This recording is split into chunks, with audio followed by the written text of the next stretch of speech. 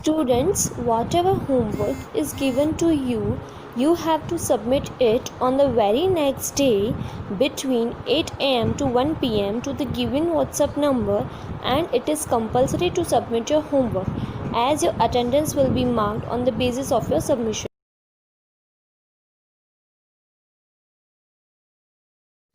Okay students, now let us start question D.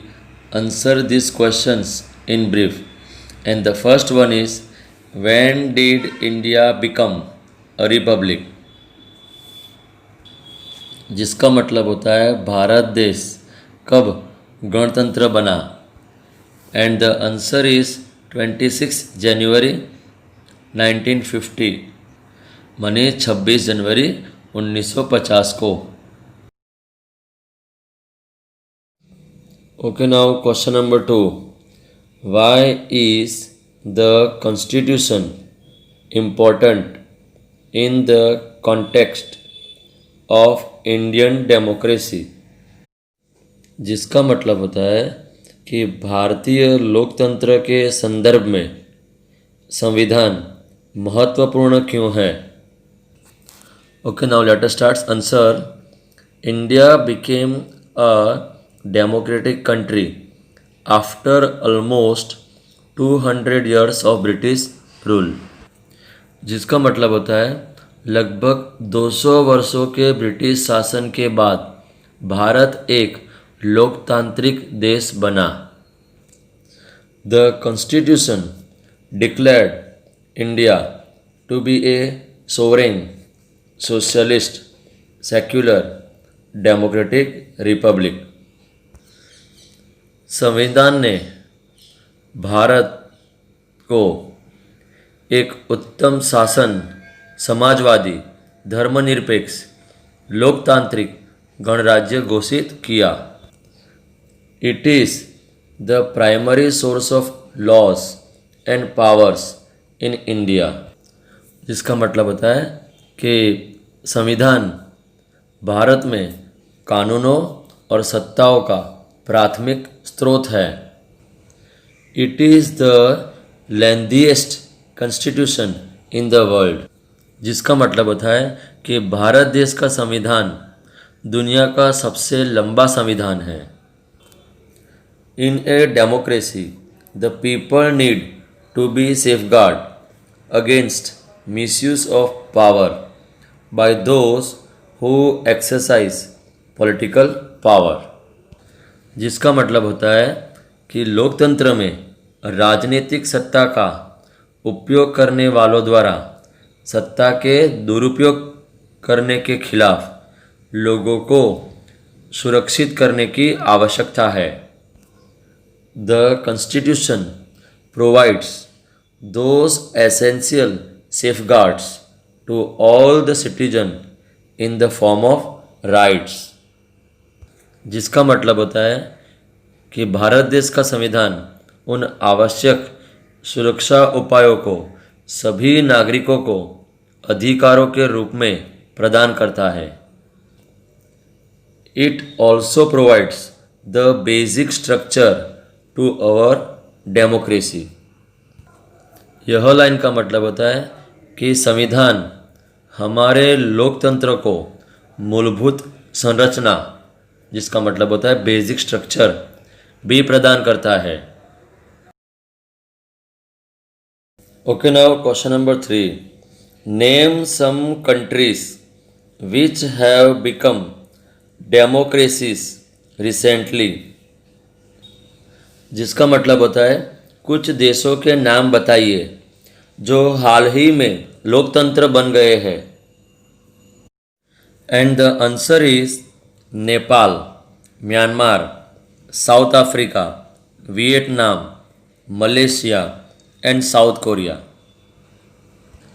जिसका मतलब होता है कुछ देश जो हाल ही में लोकतंत्र बन गए हैं उनके नाम है नेपाल, म्यांमार, दक्षिण अफ्रीका, वियतनाम, मलेशिया और दक्षिण कोरिया है.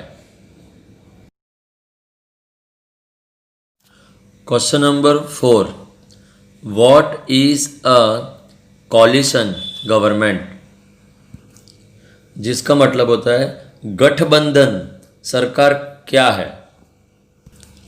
Okay now answer, if no political party wins a majority in the elections, parties have to come together to attain the minimum number of seats required to form the government।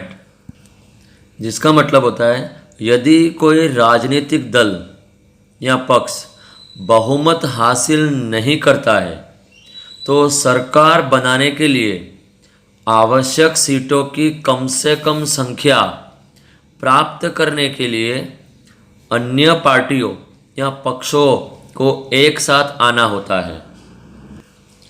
This coming together of political parties to form a government is called a coalition. जिसका मतलब होता है सरकार बनाने के लिए विभिन्न राजनीतिक दलों, विभिन्न का मतलब होता है अलग अलग राजनीतिक दलों या पक्षों के एक साथ आने को गठबंधन कहा जाता है। Okay students, now let us start question E. Answer this questions in detail. First one is what are the key elements of democracy. जिसका मतलब होता है लोकतंत्र के मुख्य तत्व क्या है। Okay now let us start answer. A democratic country conducts election in which people vote and elect their representatives. जिसका मतलब होता है एक लोकतांत्रिक देश चुनाव आयोजित करता है जिसमें लोग मतदान करते हैं और अपने प्रतिनिधियों का चुनाव करते हैं। These elected representatives together form the government. ये चुने हुए प्रतिनिधि मिलकर सरकार बनाते हैं।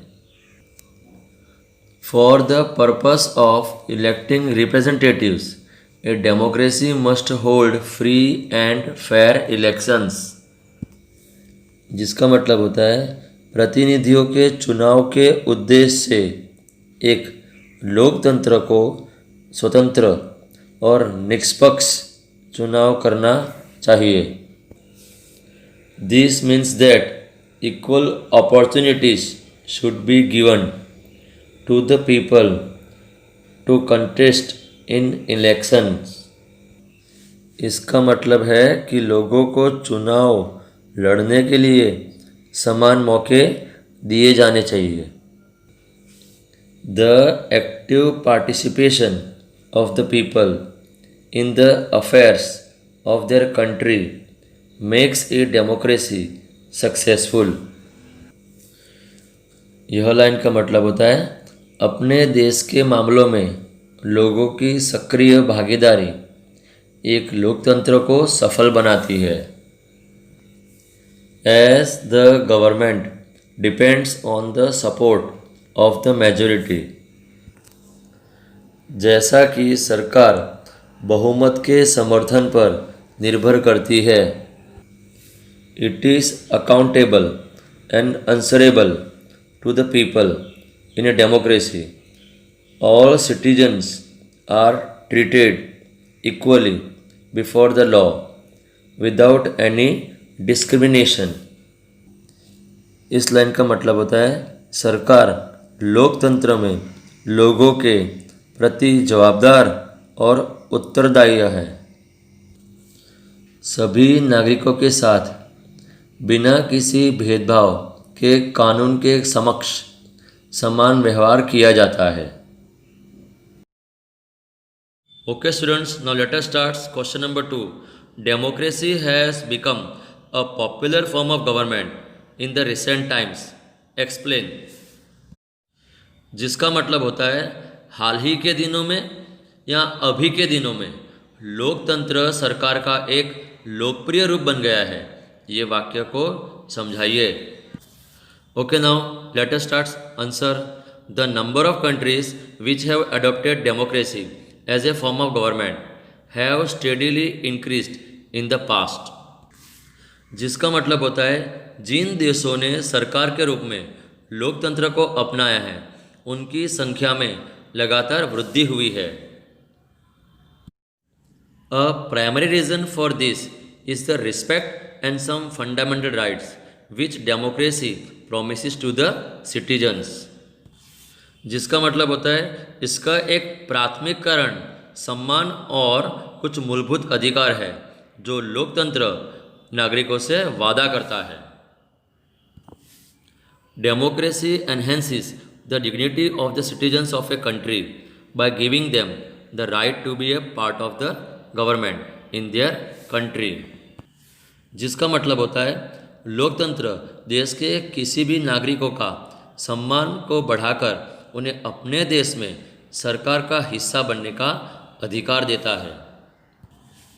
People in countries like Nepal, Myanmar, South Africa, Vietnam, Malaysia and South Korea have adopted democracy to break away from autocratic regimes और मिलिट्री रूल. जिसका मतलब होता है नेपाल, म्यांमार, दक्षिण अफ्रीका, वियतनाम, मलेशिया और दक्षिण कोरिया जैसे देशों में लोगों ने एकतंत्र शासन या सैन्य शासन को तोड़ने के लिए लोकतंत्र को अपनाया है. It is well known that democratic government have brought an end to human suffering and conflicts based on ethnicity and race. जिसका मतलब होता है यह प्रसिद्ध है कि लोकतांत्रिक सरकारों ने जातीयता और वंश के आधार पर मानवीय पीड़ा और संघर्षों को समाप्त कर दिया है. Okay, now question number 3. What are the benefits of a multi-party system? जिसका मतलब होता है बहुदलीय या बहुपक्षीय पद्धति के लाभ क्या है. Okay, now let us start answer. A country like India with diverse culture is best represented by a multi-party system. जिसका मतलब होता है विविध संस्कृति वाले भारत जैसे देश का प्रतिनिधित्व बहुदलीय या बहुपक्षीय पद्धति द्वारा किया जाता है. It ensures better political representation from various sections of the society. जिसका मतलब होता है यह समाज के विभिन्न या अलग अलग वर्गों से बेहतर राजनीतिक प्रतिनिधित्व सुनिश्चित करता है. It does not allow few national parties to become absolute powerful. यह कुछ राष्ट्रीय दलों या पक्षों को पूर्ण शक्तिशाली बनने की अनुमति नहीं देता है. It gives more choice to people while electing leaders. यह लाइन का मतलब होता है नेताओं का चुनाव करते समय यह लोगों को अधिक या ज़्यादा विकल्प देता है. Okay, now question number 4.